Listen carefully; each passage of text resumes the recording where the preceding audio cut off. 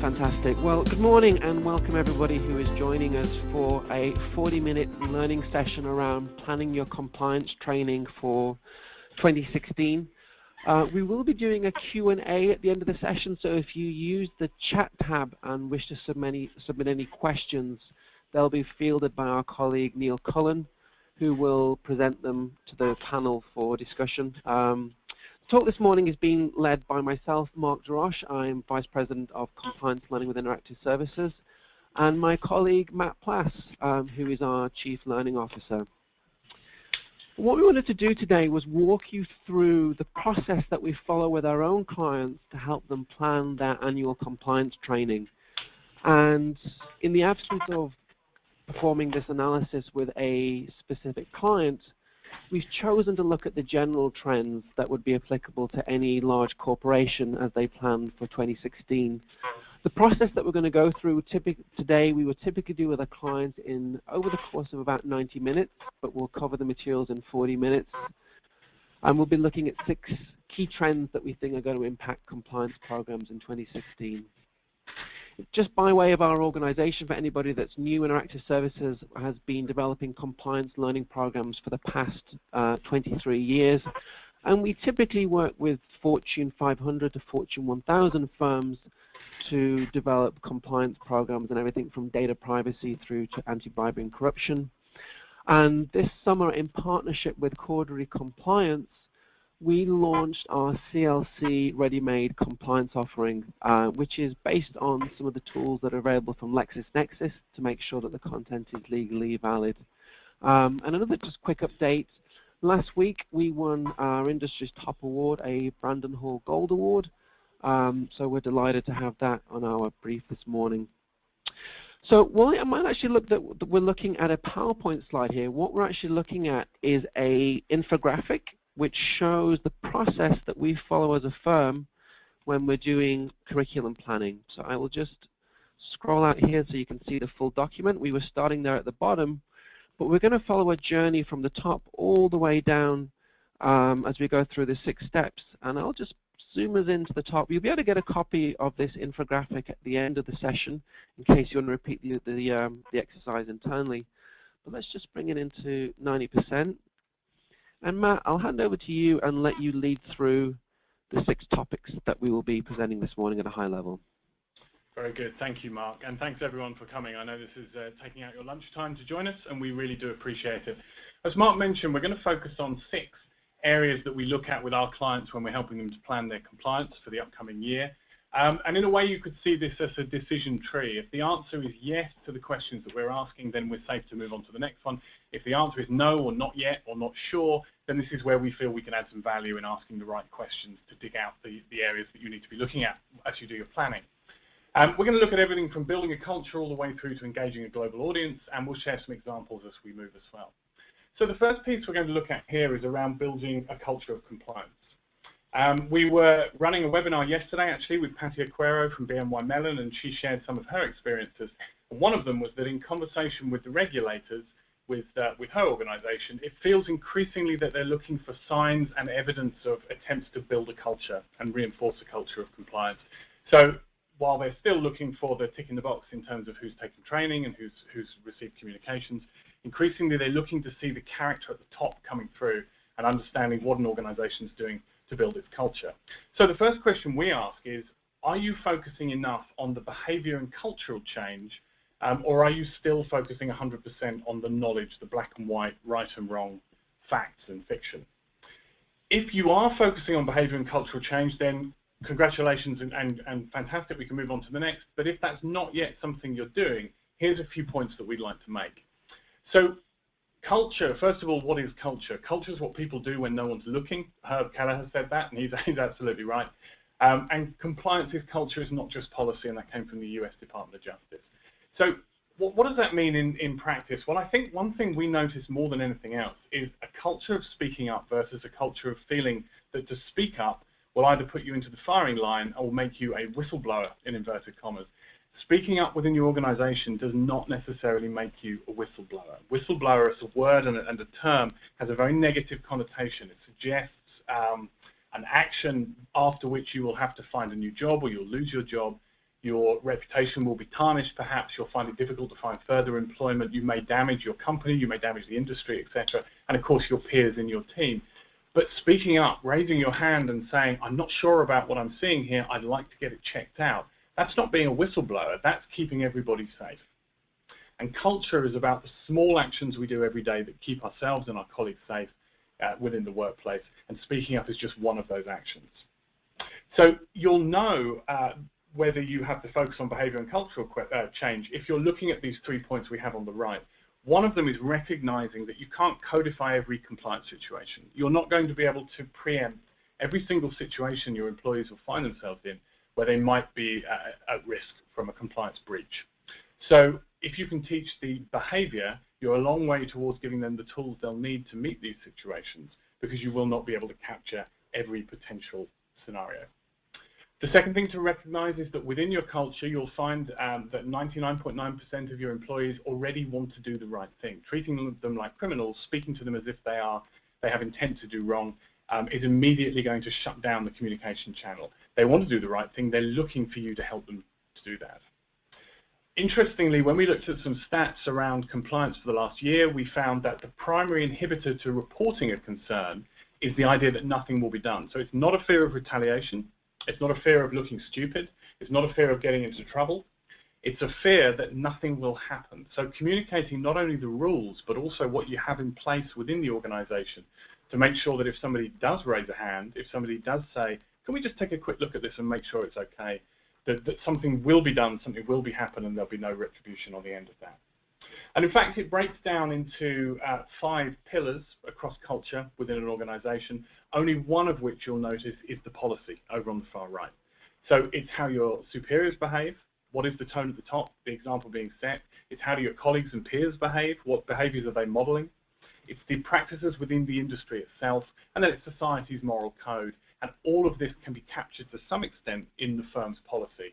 But policy is only one of 5 levers that we have to move cultural change within our organization. Thank you, Matt. That was fantastic. Super, yeah. So we'll move on to our next piece of our journey. And the next piece that we bring up is, am I supporting mobile learners? If you do have a policy for mobile training, fantastic. We're glad to see that's in place, but we think it is going to be something that needs to be thought of for 2016. The most interesting statistic that we saw was from Tech Pro Research, and it found in a survey of Fortune 2000 firms, 74% of firms will be adopting a bring your own device policy by 2016. So even if you are not offering mobile learning, it is something that is increasingly going to be demanded by your audience and something that we should be planning for. In terms of a standard, I think those have arrived, and what we're seeing is a 3x3 future whereby we support Android, iOS, and Windows devices. With that in mind, the most appropriate way of tackling that is using an adaptive framework that is built in HTML. There are some strong tools from firms like Articulate and Storyline, but they don't always go that final mile around supporting Android and iOS. The other thing to think about is mobile learning does encompass tablets. So even if you are not recommending that your learners have access to training on mobile devices, you still need to be thinking about how training can be accessed on tablets. Historically, we saw a lot of compliance departments asking for tablet-based training so that their boards could take it on their tablet devices. That has now reversed, and it's something that is being requested throughout the organization. So based upon that, I mean, I think there are 3 key lessons that every organization should be thinking of for 2016. And that is first to investigate using an adaptive framework. Even if your learners aren't asking for training that can be taken on an iPhone 6 device or an Android phone, if you've built it once using an adaptive framework, it does mean in 2017 or 2018 that training is still going to be applicable regardless of what Google, Apple, or a new player brings out in the market, as it will adapt to the constraints of that device. The second point is instructional design needs to evolve for multi-platform learning. Just as historically the move to e-learning 10 years ago didn't mean publishing a PowerPoint with an X button, evolving instructional design for mobile devices doesn't just mean that it plays on a smaller screen. We want to think about the type of interactions, how learners engage with content, where they'll be taking it, and also what is that overall learning experience going to be. What we're seeing more and more, and we'll talk about this in a moment, is dividing training into standalone nuggets of 5 to 6 minutes. While your compliance courses may stay the traditional duration around 30 minutes, the standalone learning experience where meaningful training can happen needs to occur within at least 5 minutes, preferably even 90 seconds. The final piece is when we think of mobile learning, we often think of large capital projects such as migrating to a new learning management system, purchasing tablets for our sales organization. In reality, mobile learning also allows us to use some really low-cost tools, and one of those would be a PDF infographic, which could be authored using Photoshop or even PowerPoint. We're looking at an infographic right now, and it follows a journey from the top down to the bottom. The great thing about these documents is they are wonderful learning experiences when you explore them, say, on a tablet or mobile device, which is optimized for that portrait scanning through of content and zooming in as to what interests you. So mobile learning doesn't always mean large capital projects and high technology. It can be using very simple approaches such as PDF infographics, which we've built into programs we've been designing this year. Matt, let's look at some instructional design pieces, and I'll hand that back over to you. Sure. Thank you, Mark. So the next question we ask is, does your training fit into your employee's day? And this is becoming increasingly important. We know that an information worker changes task every 3 minutes. Wired training told us that. We also know that we are in competition with all sorts of other media for our learners' headspace. Delivering 60 minutes or even 45 minutes of content in one go is a tall ask for any employee. So we certainly recommend that you start thinking about packaging the content into short, maybe 5-6 minute bites that people can take over a period of time. Now, it might be that those people take those 5 or 6 minute bites at the same time, and it adds up to 30 or 40 minutes in one session. But actually, people prefer, the preferred learning style these days is to take maybe 5, 10, 15 minutes at a time and build that compliance tick in the box over time. It's something that technology is very well set up to allow us to do. And we design our topics to be 5 or 6 minutes long, standalone, so I can begin one and finish one within 5 minutes or 6 minutes. And within that time, I'll receive all the information I need. So one of the things we look at is that reduction in content, condensing learning. The other thing is about swapping content out. So we think about the fact that if you take a topic like, for example, anti-money laundering, some of the content within that topic is core and foundational, and every time somebody engages with a training module, they'll need to encounter that topic.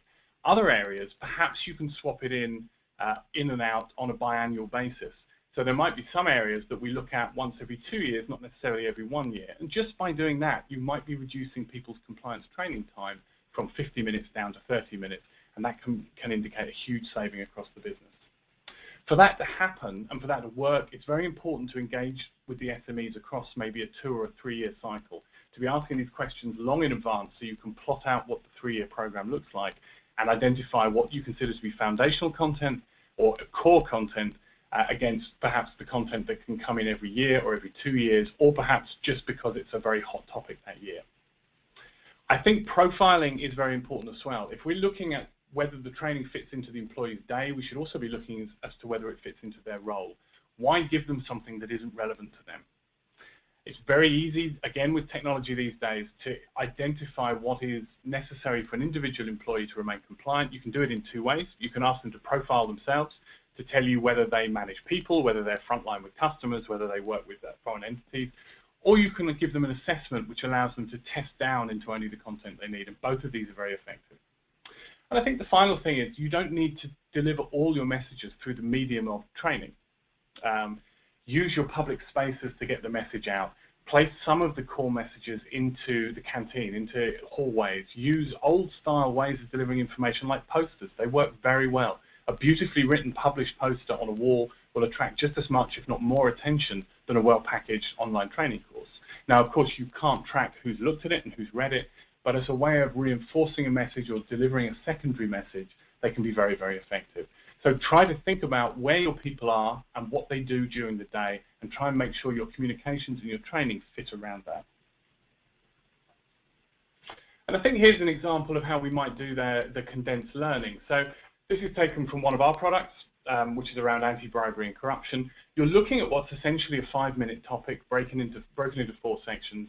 At the beginning, we introduced the new information. We call this the Learn It section. We might use a video or an animation, or it could be an interview, but we're presenting new content to the learner. And that's short. It could be 60 seconds, 90 seconds, 2-3 minutes at the most. When they've absorbed the new information, at some point we want to make sure they've understood it and test them. But before we do that, why not let them play with the information and try and apply it to real-life situations? So we then put them into what we call the Own It situation, where they run through a series of scenarios in what we would consider to be a sandbox. Some of the questions are black and white, right and wrong, but many of the questions explore grey area.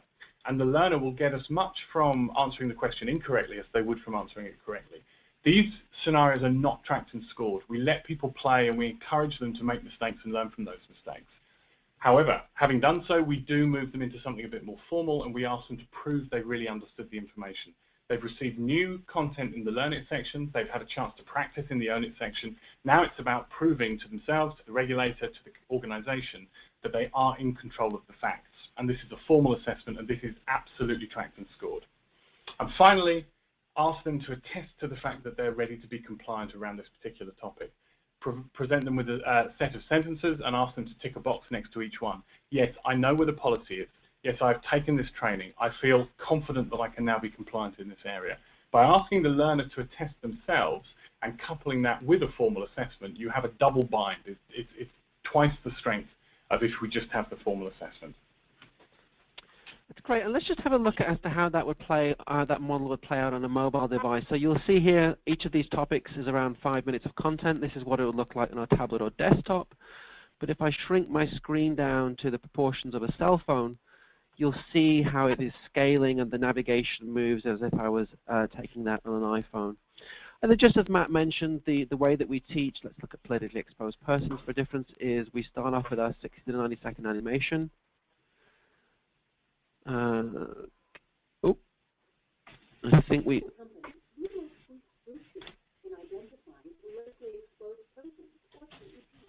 And again, that would scale down nicely for playback on a mobile device, and then similarly we're then straight into our scenario. Here we see the scenario, it's been laid out to work beautifully on a mobile device, but then we can also go back up to the full screen version for learners that are taking it on a tablet. So we found that model, simplify it, get straight to the scenarios, works well, and then we also talked about including some tools earlier on in the presentation, just there from Matt. So the things that we include would be a call to action at the end. We would recommend that be specific to your organization. We would recommend including an infographic around what we've learned on anti-bribery. And then finally, we have our policy attestation tool. And the idea of the policy attestation tool is not only have I gone through the training, I'm attesting that I'm going to commit to apply this in my day-to-day role. And again, this will play just fine on a mobile device. And if you want to take a look at that framework after the training, just ping Neil a note, and we'll get some samples through for you. Matt, could you talk about a little bit more about this idea of training being specific to an organization? I will. So we've been in the business of designing and developing compliance training for 20 years. And we found that while we might produce an anti-money laundering course, for example, for 5 or 6 clients every year, 80% of the content of those modules is the same. However, the 20% that is different is the 20% that has the most impact within the organization. It's that 20% of the content that is tailored to your organization that really makes learners sit up and listen, because it's the piece they recognize, it's the piece where they perhaps recognize the senior leader who's delivering the message, or the scenarios, or the locations, or even just the visuals within the e-learning course. It's what makes them understand that this course has been prepared for them. So while 80% of the content will be the same across all companies, that 20% is very, very important. So the question we ask is, does your content reflect your specific business culture and goals? And if the answer is yes, again, fantastic, we can move on. But if it's not, this is something we need to look at. Because to some extent, the content does need to be tailored to the firm. Now, with the products we produce them ready to be customized, part-baked, if you like. So while all of the content is available, any piece of content can be very, very quickly updated into your own colors, but also not just the look and feel, but also the content or perhaps the video assets that you'd like to produce that would add to value to that piece of content. Excellent. So given that focus on firm-specific materials, it outlines a very interesting role for our SMEs.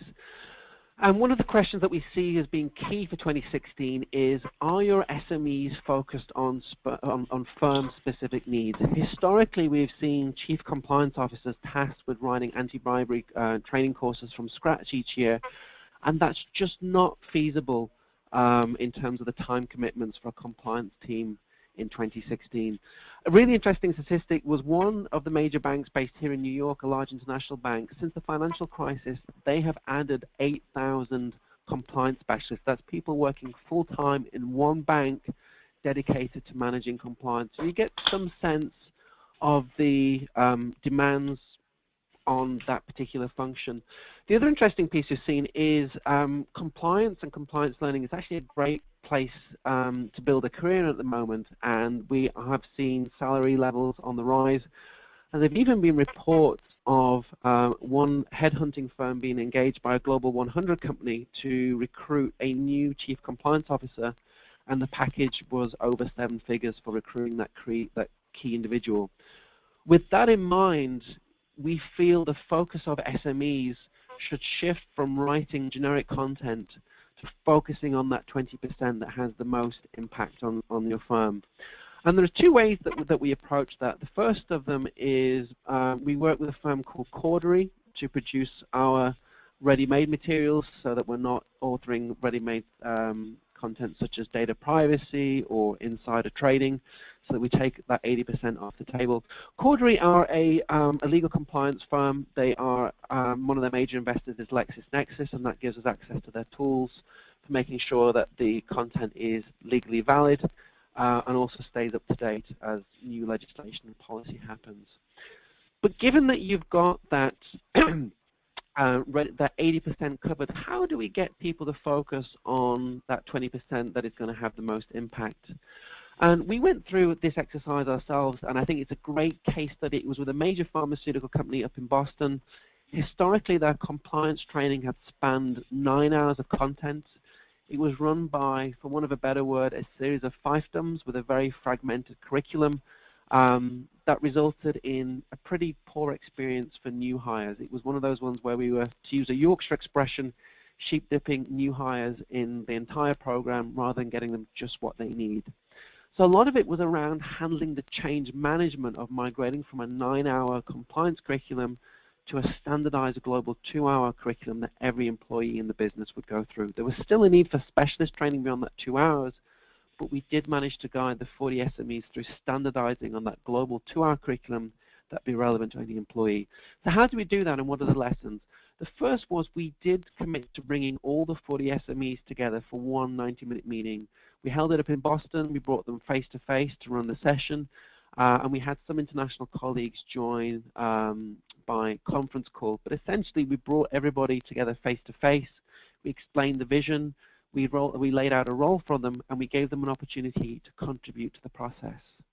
The second step we took, and we think this has been a great win for us, and we can show examples of this, was we came up with a 1-page compliance priority sheet, which we distributed to each of the 40 SMEs, and we asked them to prioritize their content and to focus on the behavior change that they wanted to see from a new employee at their organization. By giving this 1-page cheat sheet, the SMEs felt listened to, but we also had a framework for prioritizing our content from information security versus the team that works on anti-bribery. The second piece was when we integrated, the third piece I would say, is when we interacted with the individual SMEs, rather than starting with a blank sheet of paper, we approached them with questions around, what does this policy look like at your firm? what would be a good situation and scenario. So rather than asking how is anti-bribery handled, we focused on looking at anti-bribery scenarios that would be specific and relevant to, say, their particular sales organization operating in a Eastern European country around anti-bribery. The final piece was we agreed a global budget for customizing their particular program. We gave transparent costs to the SMEs, so if they wanted to change out the text on the screen, it was going to simply be $140. If they wanted to create a new scenario, it was going to be $900 as a simple cost. With that budget and transparent figures around what is the cost of making changes, they were able to self-manage the project and bring it in on budget. So rather than creating a confrontational relationship, for want of a better word, we gave a budget that had been set aside for customization, we gave transparent costings, and then allowed the SMEs to prioritize how they use their budget. And with that, we were all working on the same page to bring the budget and the project in on time. Just one final piece around Cordery, the partners that we're working with. Cordery, as well as powering our content, they also track the markets for us. So anybody that wants to take a peek at this afterwards, they put out bulletins that give a high-level overview of what's happening with respect to new compliance policies. One of the key areas that we might want to look at is EU data protection regulations. There are changes that are coming for 2016. They've been talked about for a long time. But if you do handle data privacy and you have operations in Europe, I would definitely recommend having a look at this two-page briefing that's been produced by Cordery. Okay. Let's get us back on track and have a look at how do we cater for local markets, which I think has always been a challenge for any global program. And just to give an example that we're all familiar with is the anti-corruption policies for Brazil, the US, and the UK. I think it's policies that we would all be familiar with. And a question we'd always have to answer is, are we adequately catering for local markets? Just looking at anti-bribery policies, you'll see between the Brazil, the US, and UK some subtle differences. In Brazil, the Brazilian Clean Company Act is targeted at foreign and domestic government officials, while in the US, the Foreign Corrupt Practices Act only covers foreign government officials. Over in the UK Bribery Act covers any instance of bribery, regardless of whether or not it includes a government official. So you can see, even just going on this very definition of who's covered by anti-bribery, there's some important changes from Brazil versus the USA and the UK. The other interesting one is when we look at what happens around what actually constitutes a criminal act under these different pieces of legislation. In Brazil and the US, the act of offering a bribe is criminalized. So the request to solicit a bribe, if I was to request a bribe, I would not be prosecuted under the Brazil Clean Company Act or the USA Foreign Corrupt Act. I would only be prosecuted under these laws if I offered a bribe, if I was to give that plane ticket. Requesting it actually isn't covered under this. Whereas in the UK, we see that any criminal act, whether it's an offer, any act of bribery, whether it's an offer or a request, would fall foul of the UK Bribery Act. So given that we've got these policy changes, these policy variances from different regions, they're changing on a year-to-year basis, the question becomes, how do we manage that particular process? And I think we've got 3 key steps that we would recommend for any firm that is looking at managing a global program. The first one is to look at the ROI of different training media. You don't always have to go for e-learning. E-learning is great for your global program, but when you look at smaller audiences, say you have a management team that is based in Japan, you may have a small manufacturing operation that is based in Hungary, you might want to look at doing one-off training using a webinar or classroom delivery because it's simply going to be more cost-effective than making your e-learning materials available for those particular markets. The second piece of advice is this concept of empowering chief compliance officers for regional countries. We've seen historically a Herculean effort by the central compliance team to provide a solution for every single part of the business. The compliance team that is centrally located can provide that global program, but we recommend giving tools to local compliance officers that allows them to develop their own training materials, manage them, and keep them up to date. So the best example of this that we can think of would be, say, around data privacy. We would recommend having a global e-learning course around data privacy, but then having a workbook that would cover data privacy, say, in Germany or France. What is really interesting, though, is don't write the data privacy materials from Germany. Give a framework, an editable document. In this case, this workbook is produced in PowerPoint, and allow your chief compliance officer to author the materials, say, for data privacy in Germany. What we're finding with that process is it's much more cost effective, it stays current and up to date, and probably the most interesting piece of all is that local chief compliance officer feels part of the solution, being given the tools to author their own materials rather than being asked to push out a program that has been centrally developed. The third principle, and I know this one is key to your own heart, Matt, is this idea of teaching the principle. Especially when we go to a global program, we want to teach the concept of anti-bribery, what is ethical behavior, and then rely on these lower cost materials to teach the code in particular regions. So use e-learning to teach the principle at a high level, and then code, which can change from region to region and frequently over time. Include that in cheat sheets and fact sheets for particular regions. So there at a glance, we've looked at 6 steps. I'll hand it back over to you, Matt, just to think about how this process can be applied for planning, when we should be doing, and then from there, Neil, I don't know if you've had any questions that have been fielded by the QA team. If you come forward off the audio bridge, you might be able to show any questions we've had from our participants. But Matt, I'll let you just summarize what we've covered off. Thank you, Mark. So these are some of the questions that we ask our clients when we're helping them to plan their compliance programs for the coming year. We have found that the key time is within 6 months before you plan to launch the training. We consider this to be approximately a 90-minute session, and that's if we walk through all of these questions with you. And it goes down into the detail of looking at which topics and modules will be relevant for the coming year, and how to reach some of those audiences, perhaps those global audiences, where the content will need to be significantly different for whatever reason for their own audiences. So a key question from us at the end of this webinar, aside from thanking you all for coming, is we would really like to engage with you, but at the right time. So it would be very interesting to learn when is the best time for us to run this 90-minute compliance learning planning workshop with you and help you to plan for your coming year's training. Neil, do we have any questions? We had a question from Annabella, who was asking if we have any tips on calculating ROI for e-learning, webinar, and classroom delivery. So the measurement of training is, to some extent, the holy grail of the training industry.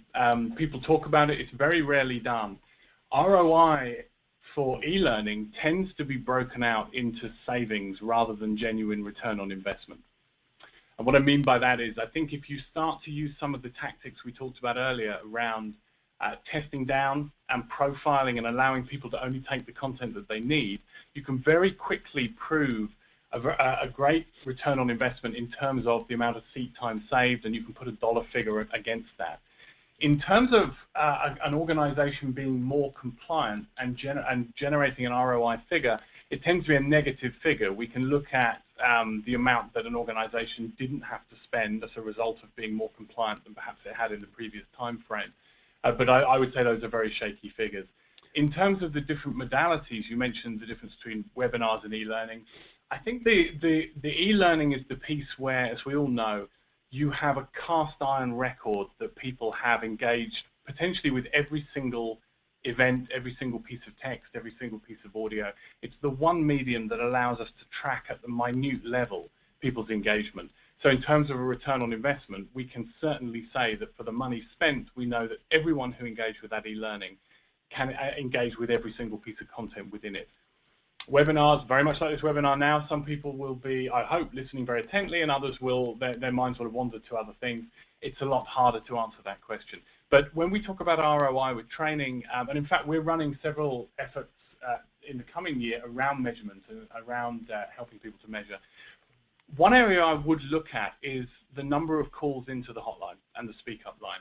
And perhaps counterintuitively, if you have a good program, you're looking for those numbers to increase, not because there's an increased number of issues, but because there's an increased comfort level within the organization, and people are that little bit more willing to pick up the phone to the hotline and say that perhaps there's something that could be looked at. Now, that doesn't necessarily mean you'll have a correlation with an increased number of issues. In fact, it should mean the opposite of that. The flip side of it is I think we have seen a very clear ROI on e-learning, although it's been driven by individual instances. It's in the public domain, but I'll stick with saying one of the major banks, they were investigated by the SEC. It would have been a very large settlement that they were facing if the firm had gone through to a criminal investigation. What happened in that instance was the bank was able to show their training records, that the individual had gone through a robust training program, the materials covered were accurate, they were up to date, they'd received reminders around going through that training, they completed it, they had been flagged as being non-compliant. And what happened was that the institution was not prosecuted by the SEC, and instead the individual was taken to court and is facing sentencing, as they had essentially been acting maliciously. So in that instance, the saving from having a robust e-learning program is quantifiably in the millions, and I think it's a commendation to the training team at that particular bank that put together the program. So yes, there are definitely clear instances where training has resulted in saving potentially hundreds of millions of dollars, but unfortunately it's arising when instances go to court and the robustness of the training program is being brought up to show that yes, we did our job and this employee was acting maliciously and no amount of training would have prevented them from going out of the way and they were aware of what they were doing. But great question. Neil, do we have one final question, and then I would like to wrap up on time? Yeah, we've two more, so I'll just take the ones that came in first chronologically, which is from Dante, whose firm is looking to cut back on the amount of training time that they're delivering, and is wondering, is there an industry standard per course or overall time to administer training? That's a great question. So traditionally, if you'd asked me that question 5 or 6 years ago, I would have said that most organizations, each individual topic, insider trading, for example, would be between 50 and 60 minutes. I think this was an industry standard. Many organizations are realizing that actually you don't need to hold your general population in place for that long in order to get across the key messages. And the regulators are increasingly comfortable with different variations on training time. So we would recommend somewhere between 30 to 40 minutes to deliver the complete package of information around one particular subject. But going back to something we talked about earlier, we'd certainly suggest that that's broken down into 5 or 6 minute chunks, and if possible, there's some facility to allow people to either test down or profile out of the content that isn't necessarily relevant to them. So I think what you could see, if let's imagine we have someone who's been in positions for 4 or 5 years, they might have taken their compliance training every single year while they've been with the organization. Perhaps that person can test down using a formal assessment and reduce the training they need to take on a particular topic to 10 or 15 minutes, making it a 20-minute experience in total. So I think when you start talking about people who actually work within the compliance function or people who are frontline in some of the high-risk areas, then really the training can expand out. But for general population, all of the core messages can be delivered in 30 minutes. Within 40 minutes, you could have given them a chance to practice and engage with some scenarios. And if they have experience or tenure, then you should be looking to reduce that time even further, in our opinion. Now, there are exceptions, of course. There is the California sexual harassment, which is a 2-hour mandate. There are also courses for managers that you might wish to expand out on. But for that general population, I would aim for 30 and accept that it might end up being 40. That's great question, Matt. We probably are going to run a few minutes over, so for those that want to stay on, that's great. But Neil, we'd love to field that final question, and then we'll wrap up. Yeah, absolutely. This one's from Mark, who's finding it hard to track live training, especially ad hoc sessions when using the e-learning materials. say for example at a staff meeting, and is wondering if we have any advice on that. Well, definitely that question. Yeah, it's a great question. I'll jump in first. I think it is difficult. So obviously the reason organisations use e-learning primarily from compliance training is the ability to track and score. If you take those same materials and you run them in a classroom, it becomes a little more difficult. I suppose the learning management system that all organisations have is still probably the best way to capture attendance, attention, and success in a quiz. And by attention, I mean the technology can tell you if you've clicked on every button and looked at every page. If we're running it in a class, perhaps we still use the learning management system to capture that, but in a much reduced way. So for example, perhaps that meeting session or that classroom session is 60 minutes, but you create just a 10-minute assessment that will sit on the learning management system that people can take at the end of that class, which will demonstrate the fact that they engage with that content. You could even reduce it further. The LMS will capture a single binary yes or no for whether someone had attended that class. So it might be that at the end of that face-to-face session, either the individual learner or the leader can go into the learning management system and check the button that says that a certain number of people have tested that particular session. Excellent. Well, thank you everybody for joining the discussion today. There was some super questions. Really appreciate the interaction. It's been fascinating working on this piece of research. We will be sending on a copy of the infographic. Feel free to share it with your internal teams, and obviously we would love to come in and run this process with your own teams, but our advice is start planning early on rather than leaving it to a crunch. But thank you so much everybody. Thank you Matt for presenting with me, and we look forward to continuing the conversation. Thanks everybody. Goodbye. Thanks everyone. Bye.